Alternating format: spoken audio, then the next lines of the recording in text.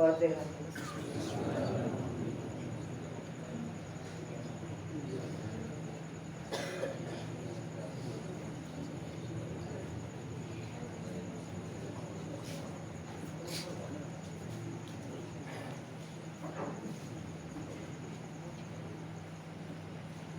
ولا قوة إلا بالله العلي العظيم. أعوذ بالله السميع العليم من الشيطان الرجيم. بسم الله الرحمن الرحيم. الحمد لله رب العالمين. الصلاة والسلام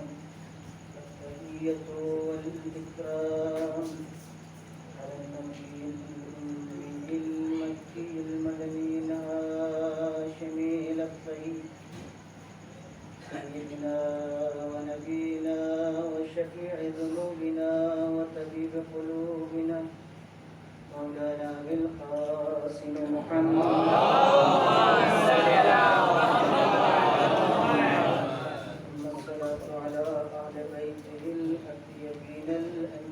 الهداة المهديين لا سيما بقية الله في الأرضين توحي له الفداء ما بعد فقد قال الله الحكيم وهو أصدق الصادقين وقوله الحق.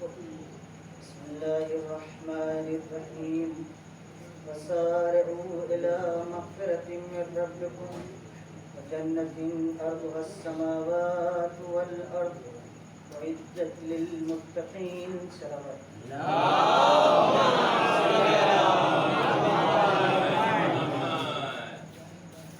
یہ سورہ آل عمران کی آیت ہے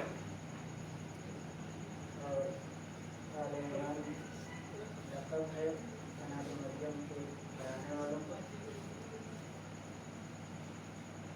اور اس آیت میں پروردگار عالم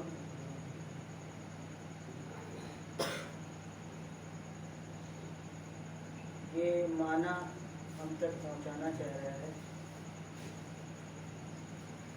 اور یہ مطالبہ ہم سے ہو رہا ہے کہ سارے دوڑ کرو، سبقت کرو الی مغفرۃ من ربکم، اپنے پروردگار کی مغفرت اور غفران کی طرف دوڑو. وجنۃ ارضها السماوات والارض، اس جنت کی طرف دوڑو جس کی وسعت زمین اور آسمانوں کے برابر ہے. وعدت للمتقین، اور یہ جنت متقیوں کے لیے بنائی گئی.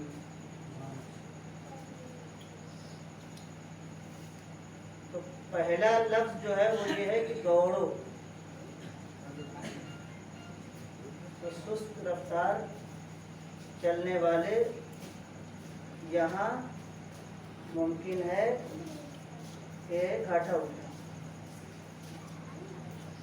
کیونکہ دوڑنے والا ہی عام طور سے جو لوگ ہلکے اور آہستہ قدم اٹھاتے ہیں ان کے مقابلے میں جلدی پہنچتا ہے، منزل جلدی پاتا ہے. لیکن قرآن مجید کا مطلب شاید یہ نہیں ہے کہ ایک آدمی سست رفتار چل رہا ہے اور ایک آدمی دوڑ رہا ہے. مطلب یہ نہیں. شاید مطلب یہ ہے کہ اگر تم دوڑ لگانا چاہتے ہو تو ہم تمہیں میدان بتاتے ہیں. اگر تمہیں دوڑ لگانا ہے تو میں تم کو میدان بتا رہا ہوں کہ کہاں دوڑ تمہارے لیے مفید ہے. اگر تم ایک دوسرے سے مقابلہ کرنا چاہتے ہو تو میں تمہیں بتانا چاہتا ہوں کہ کہاں مقابلہ اچھی چیز ہے.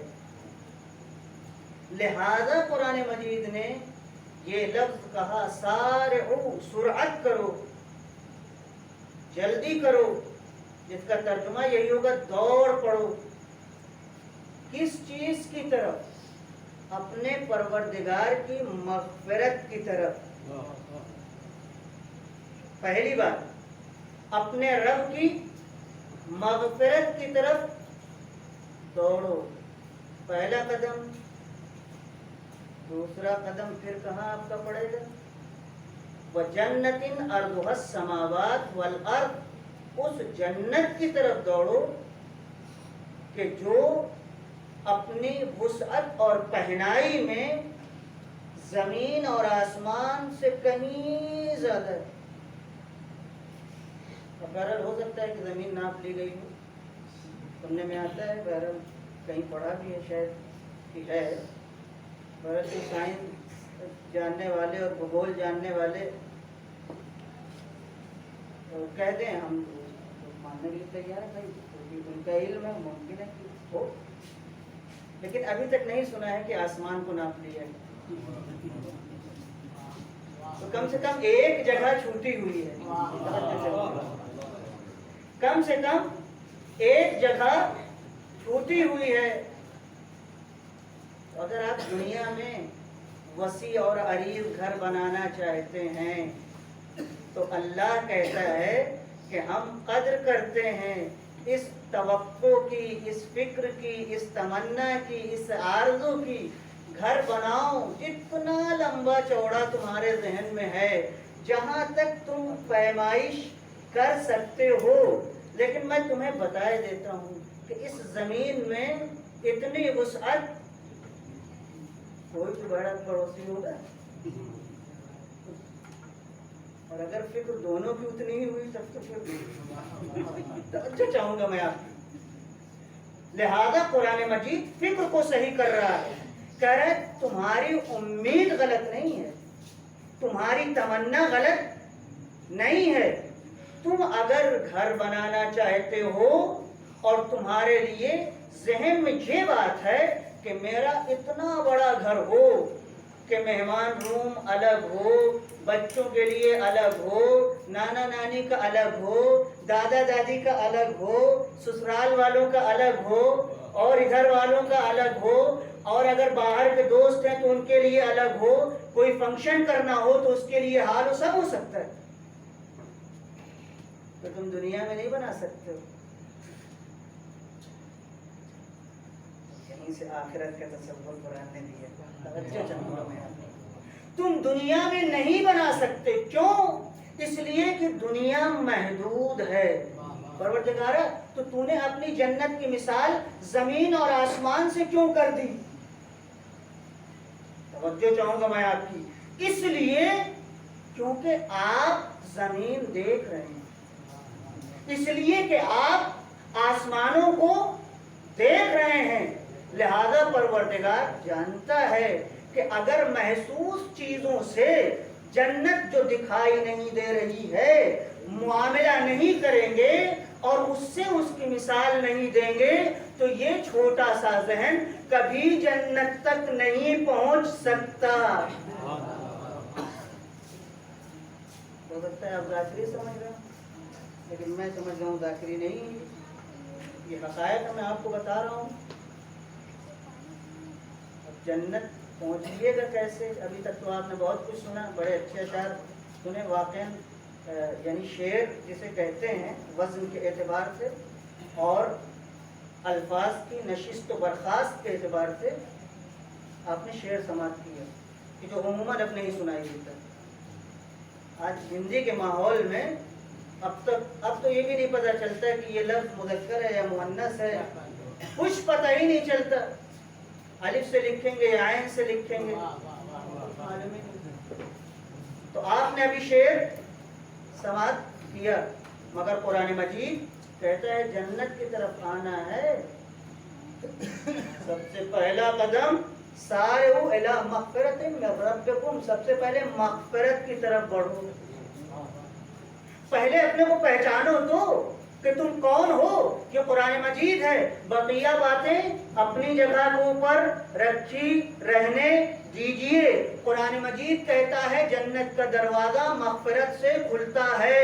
اگر تمہارے دل میں یہ لیاقت اور صلاحیت پیدا ہو گئی کہ تم اللہ کی بارگاہ میں سر رکھ کر کے اپنے لیے مغفرت طلب کرنے لگے ہو، تو پھر تم امید رکھو وہ جنت تمہارے لیے ہے کہ جس کی وسعت زمین اور آسمان سے کہیں زیادہ ہے۔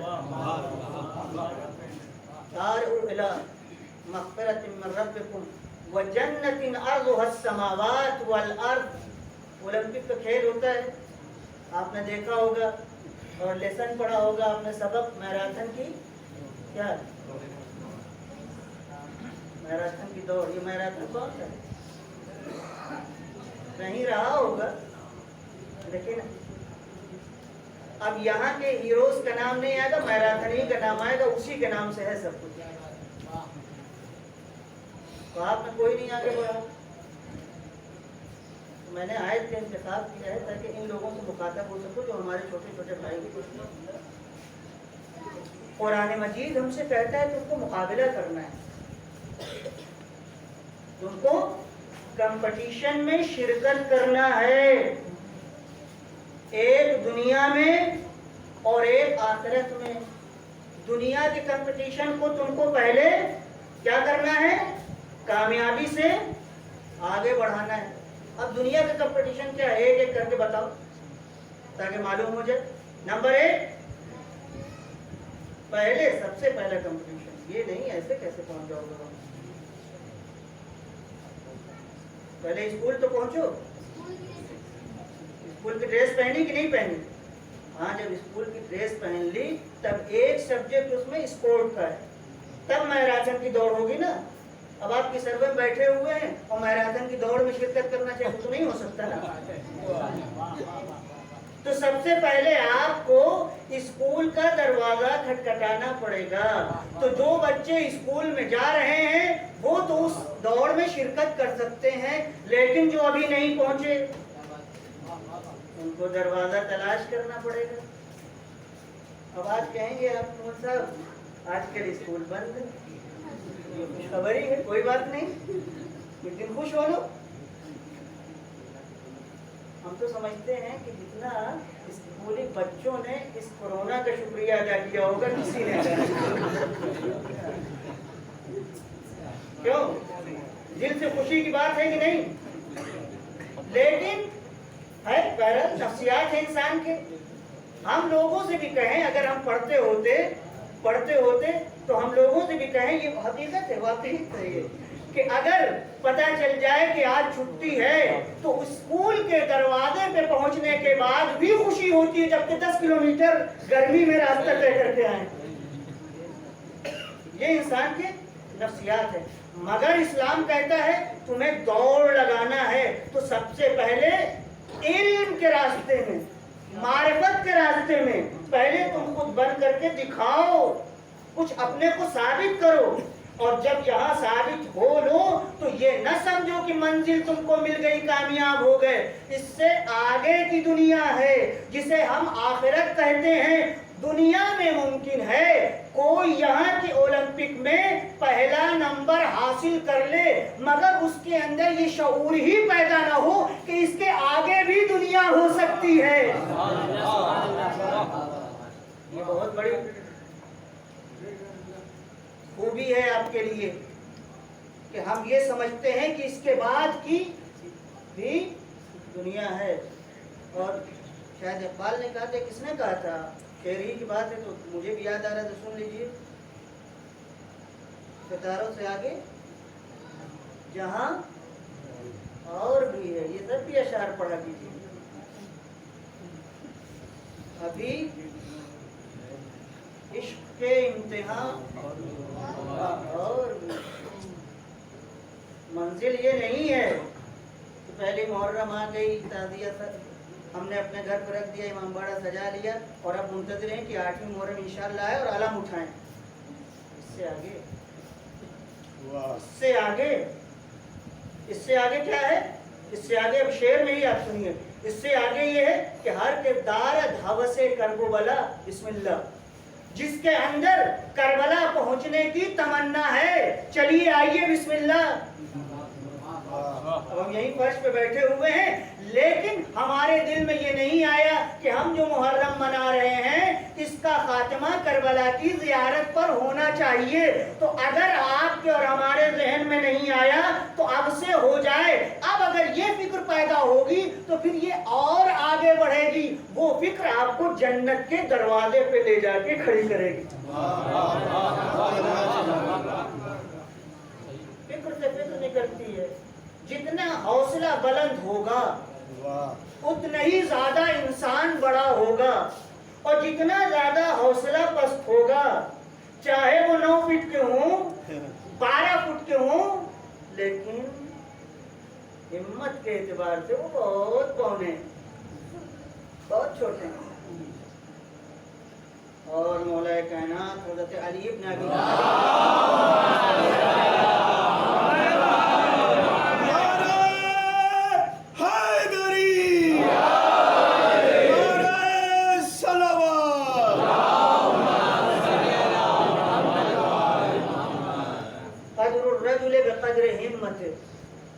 انسان کی قدر و قیمت اس کی ہمت کے اعتبار سے ہوتی ہے، اب لباس کے اعتبار سے نہیں ہے،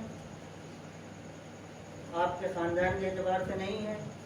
آپ جو بہترین پین خرید کر کے لے کے آئے ہیں اور اس کی نوک کے اوپر سونا لگا ہوا ہے، اور جب آپ لگاتے ہیں تو یہاں جھلکتا ہے، چمکتا ہے، چاندی لگی ہوئی ہے، اس کی وجہ سے نہیں ہے۔ یا آپ کی جیب میں 1 لاکھ روپیہ ہے، یا آپ کے بینک میں 10 کروڑ روپیہ ہے، اس کی وجہ سے ویلو ہمت کتنی ہے، ہمت کتنی ہے۔ اب آپ نے 12 سنا ہوگا، میں اپنے چھوٹے بھائیوں کے لیے بہت مشہور واقعہ ہے، بہت مشہور واقعہ، مختلف لوگوں نے اپنی اپنی زبان میں اس واقعے کو نقل کیا ہے۔ یعنی یہ سن کے یہ نہ ہو کہ فلاں نے فلاں سے لے لیا ہوگا، نہیں، ایسا نہیں ہے، کیونکہ ہر آدمی، ہر انسان فکر کرتا ہے، تو جب بھی اس جیسی کوئی چیز سامنے آتی ہے تو ظاہر سی بات ہے کہ جب مشابہ جیسی چیز ہے تو آپ کے ساتھ بھی ہو سکتی ہے، ہمارے ساتھ بھی ہو سکتی ہے، کسی کے ساتھ ہو سکتی ہے۔ تو یہ واقعہ مختلف جگہ آپ کو مل سکتا ہے۔ وہ کیا ہے؟ ایک بادشاہ کے بارے میں مشہور ہے، وہ کہیں حملہ کرنا چاہتا تھا، ممکن ہے کہ انڈیائی کے بارے میں یہ واقعہ آپ نے سنا ہو، بہرحال یہ واقعہ ہے، وہ حملہ کرنا چاہتا تھا، حملہ بھی کیا، ہار گیا، پھر حملہ کیا، ہار گیا۔ کہیں گوشے میں ایک جگہ درخت کے نیچے وہ لیٹا ہوا تھا اور سوچ رہا تھا کہ میں ہار چکا ہوں، دشمن قوی ہے، اب میں کیسے جیت سکتا ہوں۔ دھیرے دھیرے دل میں اس کے یہ خیال پیدا ہو رہا تھا کہ میں نہیں کر سکتا، اب جتنا میرے اختیار میں تھا وہ ہو گیا۔ اتنے میں اس نے کیا دیکھا کہ ایک چینٹی ہے، وہ اپنے وزن سے کہیں زیادہ بڑا دانہ لے کر کے اور درخت کے اوپر چڑھنا چاہتی ہے۔ چڑھا ممکن ہے، ہاں سکندر ممکن ہے، وہ چڑھ رہی ہے درخت کے اوپر، مگر دانہ اس سے بڑا۔ چینٹی دیکھا ہے کہ نہیں؟ چینٹی بڑی ہوتی ہے، اس کا دانہ ہمیشہ تو نہیں ہوتا۔ اس پارٹ میں اگر ذہن کام کر رہا ہے، اس کا سلوات میں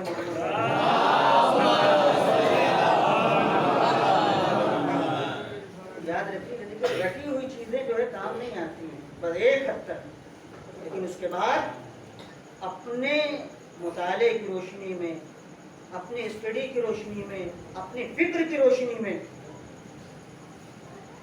تو اس نے دیکھا کہ وہ چینٹی چڑھی اور اس کے بعد گر گئی۔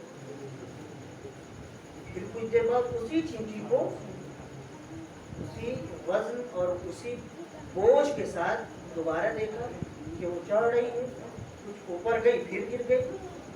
وہ دیکھتا رہا، وہ چڑھ رہی ہے گر رہی ہے، چڑھ رہی ہے گر رہی ہے، یعنی 10 بار ایسا ہوا۔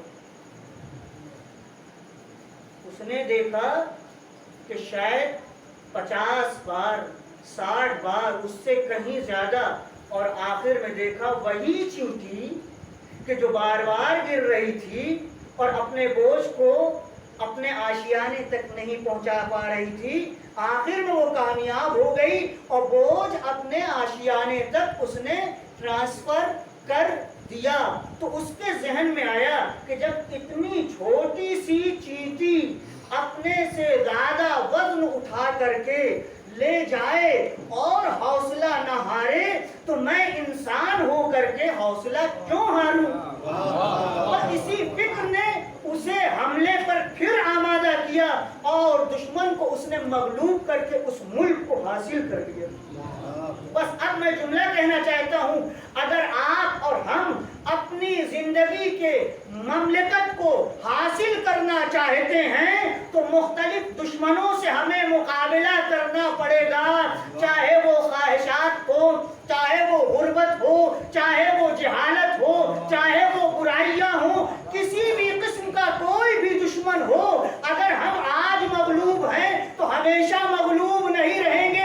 ایک دن ہمیں ہمت جٹا کر کے ان سارے دشمنوں کو زیر کرنا ہے تاکہ ہم ابھر کر کے آگے نکل سکیں۔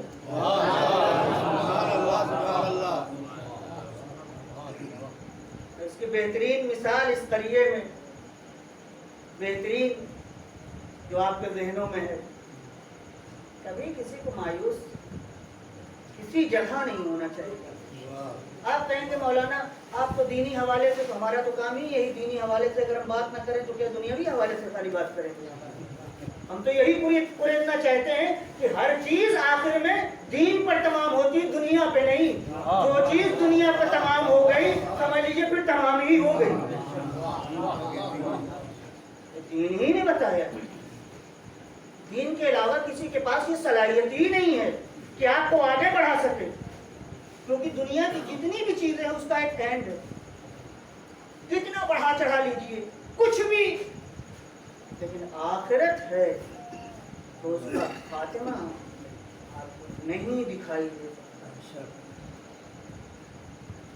لہذا قرآن مجید اور ائمہ ہمیشہ کہتے ہیں جب تک دنیا میں ہو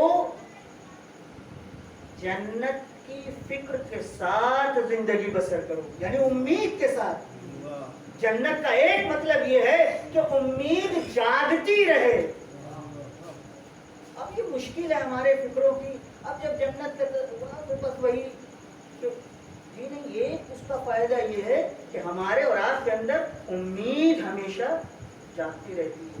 چھوٹا سا بچہ امتحان دینے جا رہا ہے، ذرا سا اس نے رات میں لائٹ چلی گئی کہ نہیں پڑھ سکا، لیکن اگر اس کے دل میں یہ ہے کہ کوئی بات نہیں، ہو سکتا ہے کہ سوال وہاں سے نہ آئے کہیں اور سے، یہ کامیاب ہو جائے گا۔ لیکن اگر بار بار اس کے دل کہ ارے ہم نے تو نہیں پڑھا ہے، تو یہ اگر اس کو یاد بھی ہوگا تو ممکن ہے کہ بھول جائے۔ اسلام کہتا ہے ہمیشہ مثبت اور اپنی کمی کو دور کرنے کی کوشش کرو۔ راستہ کیا ہے اس کا؟ ہمارے دوستوں کے لیے راستہ کیا ہے؟ اسکول ہے، کتاب ہے، ٹیوشن ہے۔ اب یہاں ٹیوشن والے بھی ہو گئے ماشاءاللہ، یعنی یہ پڑھاتے ہو سکتا ہے پھر بھی پڑھاتے ہیں اگر آپ جانتے ہیں، لیکن ہم نہیں پڑھنے کے لیے تیار۔ یہ تو اچھی بات ہے، وقت ہے، چلو بھائی چھٹی ہو گئی، ٹھیک ہے چھٹی ہو گئی، اب اسکول نہیں جائیں گے، اب گھر سے پڑھیں گے، تو کتنا وقت ہے ماشاءاللہ ہمارے پاس۔ تو یہ تو اچھا نہیں ہے نا صبح سے شام تک ہم کھیلنے میں اپنا وقت گزار دیں، آدھا گھنٹہ ایک گھنٹہ ہم نہ نکال سکیں کہ اگر ہمارے پاس کوئی سوال ہے اور ہم اس کو پوچھ سکتے ہیں اور ہمارے ٹیچر بھی موجود ہیں، ہم ان کے پاس نہ گئے۔ جنت ادھار نہیں ہے، جیسے میں بیان کر رہا ہوں جنت نقد ہے، اور اگر آپ اس طرح سے سوچیں گے تو ہمارے گھر کا، آپ کے گھر کا ایک ایک بچہ آگے بڑھ سکتا ہے، کسی گھر خاندان کا ہو اور کسی جگہ۔ اور اب ایسی ٹیکنالوجی آ گئی ہے بھائی صاحب، سن لیجئے، ممکن ہے کہ ہماری یہ بات، ممکن ہے البتہ ممکن کے ساتھ میں کہہ رہا ہوں، ممکن ہے کسی کو بری لگے، لیکن میں سچائی بیان کر رہا ہوں. ایسی ٹیکنالوجی آ گئی ہے کہ اگر ہمارے دل میں کسی کے لیے جگہ نہیں ہے تو اس ٹیکنالوجی نے سب کے لیے جگہ بنا دی ہے. تو ہم اپنی اصلاح کر لیں. ہم اگر سوچ لیں فلاں صاحب آگے نہ بڑھے, ہم ان کو گھسیٹ لیں یا نقصان پہنچا لیں, تو آپ کے بس کی بات. اور یہی جملہ میں ان لوگوں سے کہہ رہا ہوں جو ارباب سیاست ہیں. توجہ چاہوں گا, اگر آپ کے ذہن میں کہیں سے یہ غرور پیدا ہو گیا ہے کہ ہم چونکہ اکثریت میں ہیں لہذا ان کو دبا دبا کے رکھیں گے, تو میں تاریخ کی طرف آپ کو لوٹانا چاہتا ہوں. جن کو صدیوں دبا دبا کے رکھا, آج وہ آپ کو دبا رہے ہیں اور آپ ابھرنے کی کوشش کر رہے ہیں مگر ابھر نہیں پا رہے ہیں. یہ انڈیا کی تاریخ ہے, یہ انڈیا کی تاریخ ہے. اور یہ بزرگ امام خمینی کا جملہ ہے. امریکہ سے خطاب کر کے کہا تھا, تم یہ سمجھتے ہو کہ افریقہ والے ہمیشہ سوتے رہیں گے اور کبھی اپنے حق کے لیے نہیں اٹھیں گے؟ نہ جانے کتنے ایسے ہوں گے چھوٹے بڑے سب ہر سیکشن میں تو جو یہی فکر رکھتے ہیں. امام خمینی نے امریکہ کو للکار کے کہا, آج تمہارے پاس ایجوکیشن ہے, انفارمیشن ہے, ٹیکنالوجی ہے, ممکن ہے 10 سال 20 سال 50 سال لوگوں پر تم حاوی رہو, لیکن یہی ایک دن بیدار ہوں گے جو تمہارے سینے پر سوار ہو کر کے تم سے اپنا حق حاصل کر کے رہیں گے. آج ہم دیکھ رہے ہیں, آج ہم دیکھ رہے ہیں نیلسن منڈیلا کہاں پیدا ہوئے, کئی سال جیل میں رہے, اور بڑھا, اور 30 سال جو مجھے یاد ہے, یعنی ایک جوان کی عمر کہاں گزری؟ جیل میں. کون تھی؟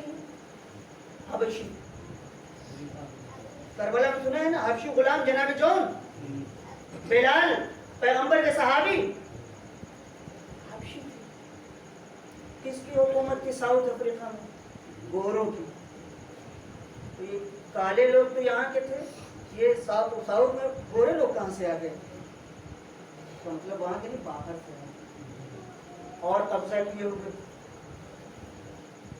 نیلسن منڈیلا اٹھے, افریقہ کی سرزمین میں کرانتی چھیڑی, ریولیشن کی بات کی, انقلاب کی بات کی, ناکام ہو گئے. اب دیکھ لیجیے, بہت توجہ چاہوں گا, ناکام ہو تو گئے مگر انہوں نے ناکامی کے اسباب تلاش کرنا شروع کیا. میں آپ لوگوں سے خطاب کر رہا ہوں, ممکن ہے کہ ہمارے جملے ناقص ہوں, ممکن ہے میں کوئی اچھا خطیب آپ کی نظر میں نہ رہوں, ممکن ہے جملہ بندی مجھے نہ آتی ہو, ممکن ہے کہ ہم آپ کو ڈھکیل کے جنت میں نہ لے جا سکیں فری, لیکن جو بات میں کہہ رہا ہوں وہ کل آپ کے کام آئے گی اور ابھی تک کام آ رہی ہے. مجھے یقین ہے نیلسن منڈیلا اپنے ناکامی کے اسباب, چوں میں ناکام ہوا, چوں انقلاب کامیاب نہیں ہوا, معلوم ہے کس نتیجے پہ پہنچے؟ ایک نتیجے, چونکہ میری قوم جاہل ہے.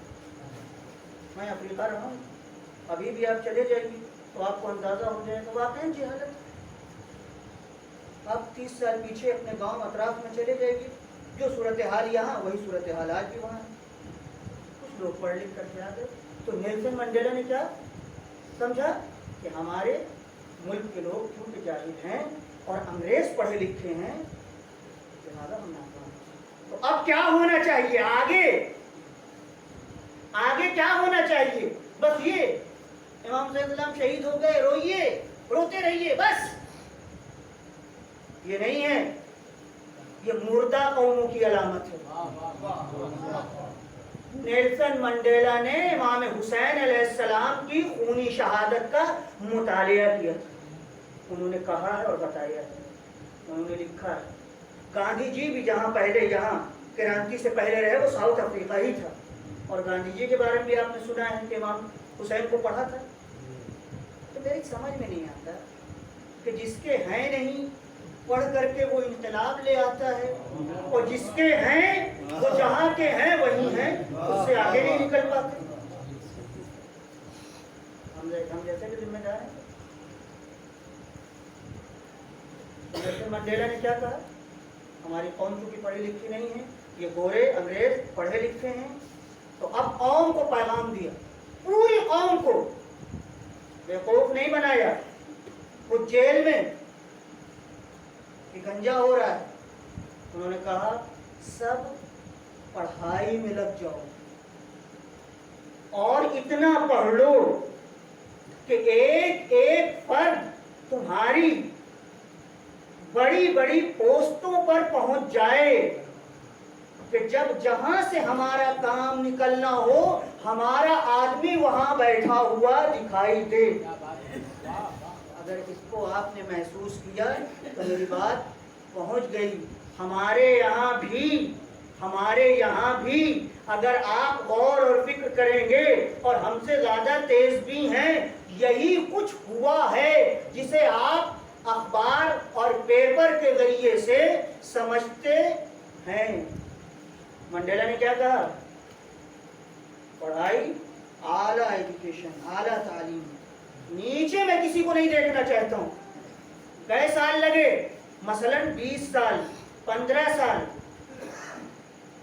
جب تک وہ جیل میں رہے۔ 30 سال رہے، 30 سال میں ایک نسل جوان ہو کر کے پڑھ کر کے ایجوکیٹڈ سامنے آئی کہ نہیں آئی؟ اب جب وہ پڑھ کر کے سامنے آئی تو انہوں نے انقلاب کی آواز بلند کی۔ اب کوئی ان کے مقابلے میں نہیں ٹک سکا، انقلاب کامیاب ہو گیا۔ میرے عزیزوں، میرے بزرگوں، صحیح ہے کہ قریے میں یہ مجلس ہو رہی ہے، صحیح ہے کہ یہ مجلسیں بہت زمانے سے قائم ہیں، لیکن انہی مجلسوں کے طفیل میں کچھ ہم لوگوں نے بولنا سیکھا، کچھ عمل کرنا سیکھا، کچھ ترقی کا راستہ دیکھا، کچھ مدد کرنا سیکھا، کچھ ہمدردی ہمارے اندر پیدا ہوئی، کچھ جہالت ہم نے دور کی، کچھ برائیاں ہمارے اندر جو تھی اس کو ہم نے اپنے سے دور کیا۔ اب اگلا جملہ یہ ہے کہ اب بھی اگر ہمارے اندر کمی ہے تو موقع غنیمت ہے۔ ابھی محرم کا عشرہ تمام نہیں ہوا ہے، اب ہم یہ ہمت کر لیں کہ وہ کمیاں جو ہمارے اندر ابھی بھی ہیں اور دور کر سکتے ہیں اسے ہم انہیں مجلسوں سے ختم کر سکتے ہیں۔ بس میں نے زحمت تمام کر دی، جنت نہیں بانٹی آپ کو، لیکن کچھ مفید باتیں میں نے آپ کے سامنے رکھی۔ میرے عزیزوں، میرے بزرگوں، قرآن مجید کی تعلیمات ہمیں حقیقت تک پہنچاتی ہیں۔ ہماری آنکھیں، ہمارے ائمہ کے اقوال زندہ ہیں، کیوں؟ اس لیے کہ انہوں نے شہادت کے ذریعے زندگی جاوید حاصل کی، تو نہ ان کو موت آئی ہے نہ ان کی باتوں کو موت آئی ہے۔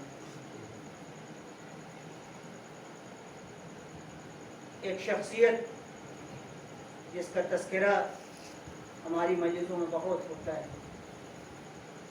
زہیر خین، امام کے صحابی ہیں اور شاید رسول کے بھی صحابیوں میں سے ہیں۔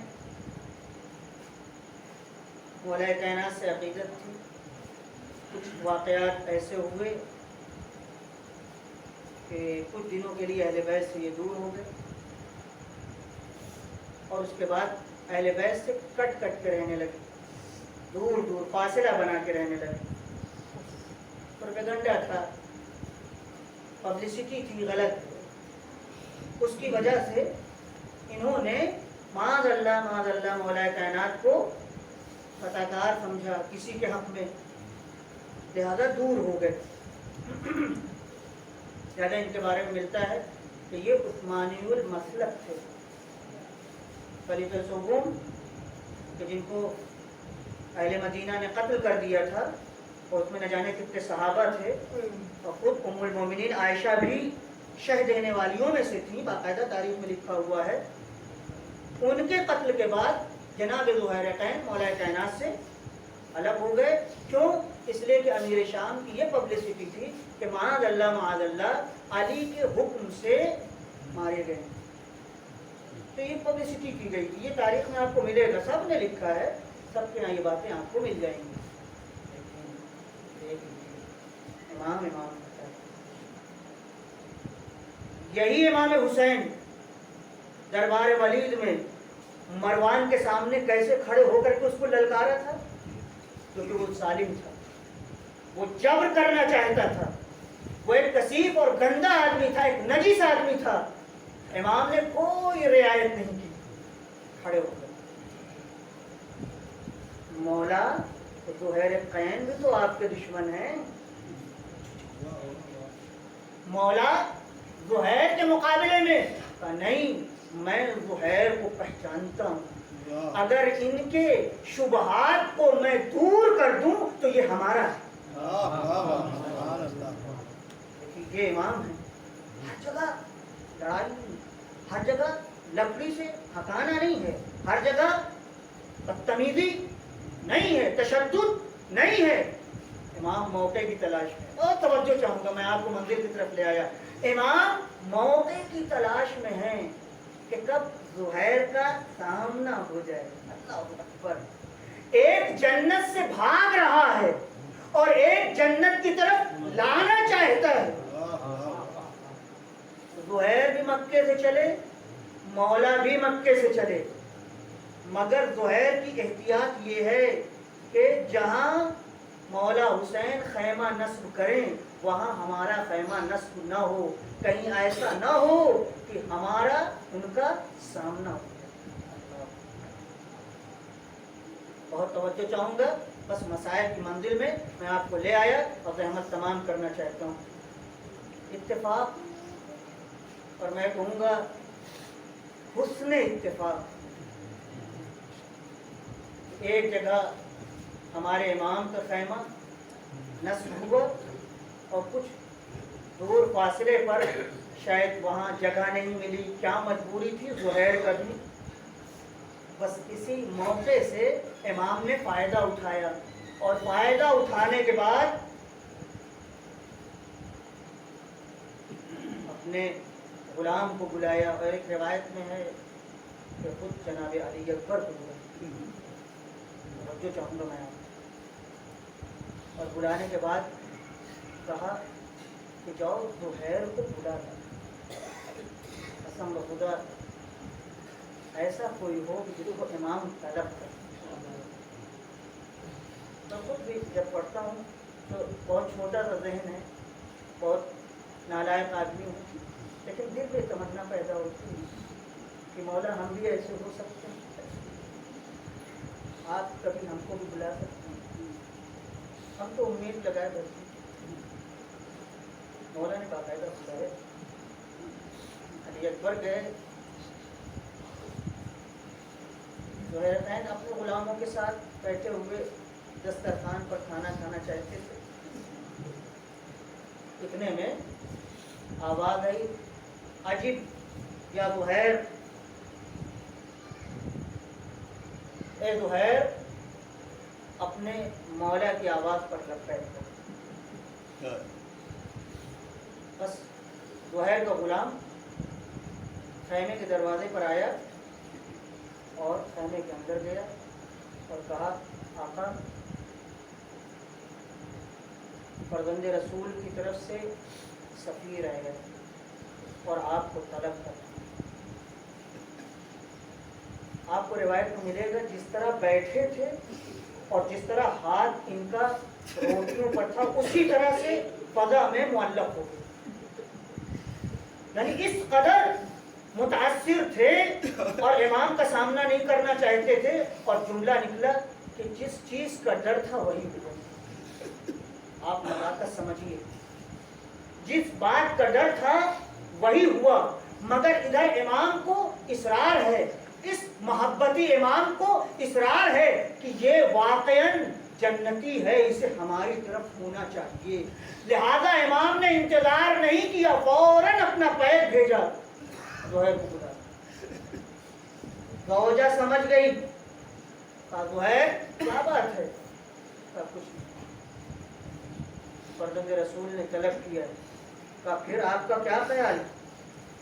سر جھکائے ہوئے بیٹھے ہیں، کوئی جواب نہیں دیتے۔ زہیر کی زوجہ نے کہا کہ فرزند رسول آپ کو بلائیں اور آپ کو جانے میں تکلف ہے؟ قسم بخدا